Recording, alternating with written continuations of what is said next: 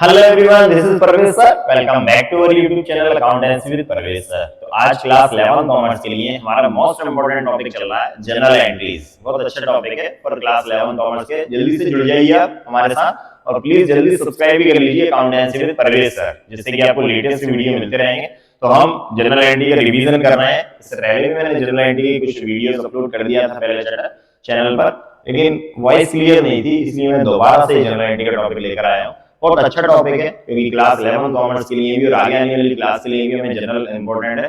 General के basic rule हमें बहुत अच्छे से सीखना है, आगे आने वाली क्लासेस में हमें जरूरत पड़ेगी। चलिए तो करते हैं आज की क्लास हम स्टार्ट।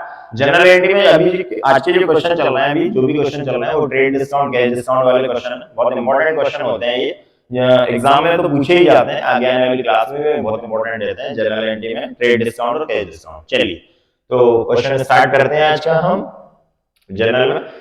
मेरे को उम्मीद है कि आप लोगों ने जर्नल के रूल्स पढ़ लिए होंगे। जो रूल्स हैं, रूल्स की बेसिक क्लास मैंने अपलोड कर दी थी। तो क्लास 11 कॉमर्स की जो प्लेलिस्ट है वहां पर आपको rules of debit and credit ये जनरल क्लास मिल जाएगी। तो अगर आप अभी फर्स्ट टाइम ही देख रहे हैं जनरल की वीडियो, इससे पहले आप वीडियो देख लीजिए रूल्स की। तो रूल्स से आपको ये बेसिक समझ में आ जाएगा कि क्या चीज डेबिट होती है, क्या चीज क्रेडिट होती है, कैसे डेबिट करते हैं, कैसे क्रेडिट करते हैं। ठीक है, चलिए तो आज का क्वेश्चन रीड कर लेते हैं। Pass general entries for the following. तो जनरल एंट्री करना है 2024 first April started business with cash ₹2000 and goods ₹1000। तो बिजनेस स्टार्ट किया हुआ है हमने 2000 रुपए कैश और 1000 रुपए स्टॉक से। ठीक है, करते हैं स्टार्ट। तो यहाँ लिखेंगे 2024 अप्रैल 1 बिजनेस स्टार्ट हुआ। तो बिजनेस स्टार्ट होता है तो क्या होता है? एक तो बिजनेस में आता है कैश, जैसे इस एंट्री की बात करें तो बिजनेस में कैश आ रहा है और दूसरा गुड्स आ रहा है। गुड्स को हम स्टॉक बोलते हैं। जब भी बिजनेस में गुड्स आता है तो उसको स्टॉक बोलते हैं। ठीक है, ये दोनों चीजें बिजनेस में आ रही हैं। चीजें रियल अकाउंट, चीजें मींस रियल अकाउंट। जो भी चीज रियल अकाउंट का जो रूल है हमारा वो है डेबिट व्हाट कम्स इन। जो भी चीज बिजनेस में आएगी उसको हम डेबिट करेंगे। तो हम किसको डेबिट करेंगे? एक कैश को डेबिट करेंगे और दूसरा स्टॉक को डेबिट करेंगे। और बिजनेस जनरली स्टार्ट होता है किससे? कैपिटल से। तो कैपिटल क्रेडिट होती है क्योंकि बिजनेस के लिए लायबिलिटी है कैपिटल, तो उसको क्रेडिट करते हैं। सभी लायबिलिटीज क्रेडिट होती है। चलिए तो सबसे पहले हम फर्स्ट एंट्री पढ़ते हैं, स्टार्ट करते हैं करना। तो एक तो बिजनेस में कैश आ रहा है तो कैश को हम डेबिट कर देते हैं, कैश अकाउंट डेबिट, ये कैश डेबिट हो गया। दूसरा गुड्स आ रहा है तो गुड्स को मैं क्या लिखूंगा? स्टॉक। आप गुड्स भी लिख सकते हैं, कोई इशू नहीं है। तो stock account debit, cash account debit, stock account debit to capital, cash account debit, stock account debit to capital. ठीक है ना? तो कैश कितना है? 2000 रुपए कैश है, 1000 रुपए का स्टॉक है, तो टोटल कितना हो गया अमाउंट? 3000। ठीक है ना? नरेशन लिखेंगे इसका B, business started, business started with cash and stock. Business started with cash and stock, mean business start हो गया कैश और स्टॉक से। ठीक है, चलिए नेक्स्ट एंट्री करते हैं 5 अप्रैल। 5 अप्रैल को क्या एंट्री होना है? देखिए, purchased goods worth ₹1000 from Shyam. Shyam से हमने गुड्स परचेज किया, मतलब गुड्स खरीदा। कितने का? 1000 रुपए का। On a term of 10% trade discount and 5% cash discount. तो 10% ट्रेड डिस्काउंट और 5% कैश डिस्काउंट। अब देखिए बहुत अच्छी एंट्री है।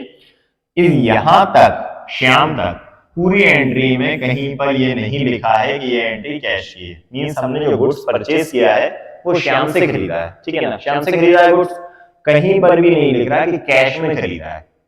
इसका मतलब हुआ ये जो ट्रांजैक्शन हुआ वो क्रेडिट का होगा, उधार खरीदा है हमने श्याम से।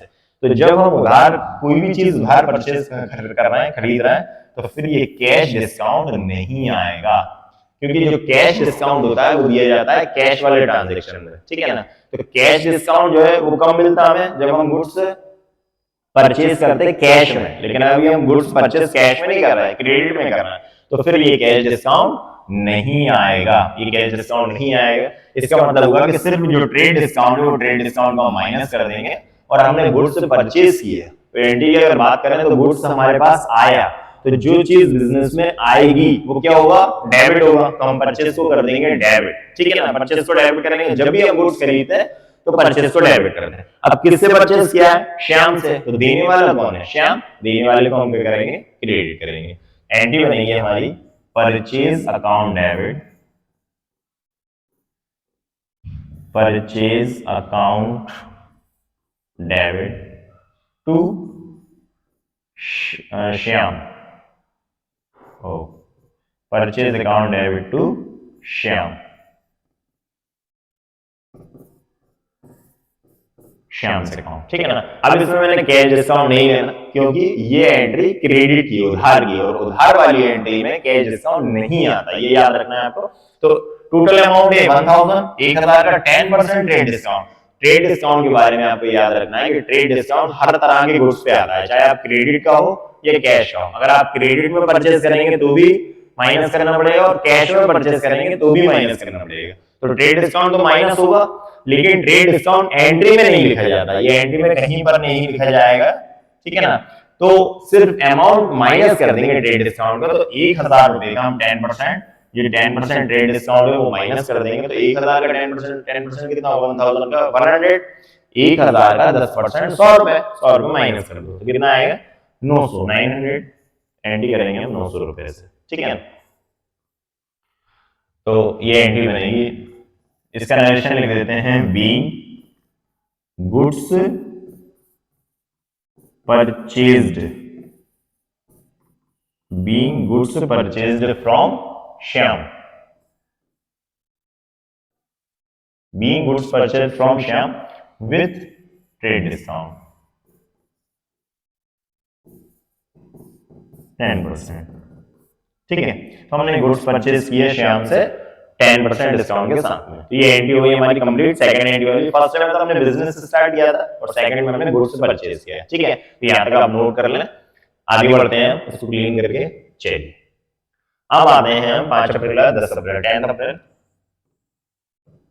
तो 10 अप्रैल की एंट्री क्या है, open A current account in bank ₹500। तो हमने बैंक में करेंट अकाउंट ओपन किया है 500 का, ठीक है ना। बैंक में करेंट अकाउंट ओपन करने का मीनिंग ये हुआ कि हमने बैंक में कैश डिपॉजिट किया 500 रुपए, ठीक है ना। अगर हम बैंक में कैश डिपॉजिट करेंगे दैट मींस बैंक रिसीवर, पाने वाला कौन हुआ, बैंक। हमने पैसा अपना जमा किया बैंक में, तो पाने वाला कौन हुआ, रिसीवर कौन हुआ, बैंक। डेबिट द रिसीवर, पाने वाले को हम डेबिट करते हैं तो बैंक को हम करेंगे डेबिट, और हमारे पास से बिजनेस से क्या जाएगा, कैश। बिजनेस से कैश जाएगा तो जो चीज बिजनेस से जाती है उसको हम क्रेडिट करते हैं। एंट्री करेंगे हम 10 अप्रैल की, bank account debit to cash account, bank account debit to cash account कितना 500, 500 रुपए डेबिट एंड 500 रुपए क्रेडिट, ठीक है। नरेशन लिखेंगे हम इसका, बीइंग करेंट अकाउंट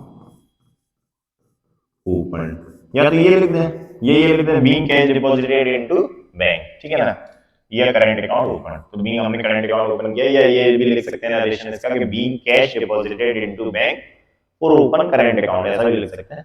चलिए नेक्स्ट आगे बढ़ते हैं। 14 April, withdrew for personal use ₹100 goods use, अच्छा कैश रहेगा इसमें शायद ना, विड्रू फॉर पर्सनल यूज ₹100। तो यहाँ पर कैश रहेगा, मैं खुद ही लिख देता हूँ यहाँ पर कैश, ठीक है ना। तो 100 रुपीज कैश विड्रॉ करा और गुड्स से विड्रॉ किया है कितना, 100। दो चीजें उसने विड्रॉ की है ओनर ने। जब भी पर्सनल यूज के लिए कोई चीज विड्रॉ की जाएगी तो उसको हम बोलते हैं ड्रॉइंग, ये आप याद रखना। जब भी पर्सनल यूज के लिए कोई चीज निकाली जाती है बिजनेस से, जैसे इसमें कैश निकाला जा रहा है, गुड्स निकाला जा रहा है, तो जो भी चीज बिजनेस से पर्सनल यूज के लिए की जाएगी वो कहलाएगी ड्राइंग। और ड्राइंग को हम करेंगे डेबिट, जिसमें लिखा है कि withdrew for personal use ₹100 cash and goods ₹100। ये दो चीजें बिजनेस से विड्रॉ होंगी और किसके, ड्राइंग के बदले में। एंट्री हम करेंगे 14 अप्रैल को। पर्सनल यूज जब भी आपके सामने आएगा तो आप लिखेंगे उसको ड्राइंग, ठीक है। ड्राइंग अकाउंट डेबिट, ड्राइंग को आपको डेबिट करना है। अब उसके बदले क्या गया, to cash drawing account debit to cash और गुड्स, तो गुड्स को हम बोलते हैं परचेज। जब भी बिजनेस से गुड्स जाता है तो परचेज बोलना है आपको, ठीक है। जब भी हम गुड्स परचेज करते हैं, खरीदते हैं, तो भी परचेज बोलते हैं, और गुड्स अगर बिजनेस से जाता है तो भी उसे परचेज बोलते हैं। 100 रुपीज है दोनों, कैश 100 एंड गुड्स 100, तो टोटल कितना हो गया 200, ठीक है। नरेशन लिखेंगे इसका हम, being cash and goods withdrew for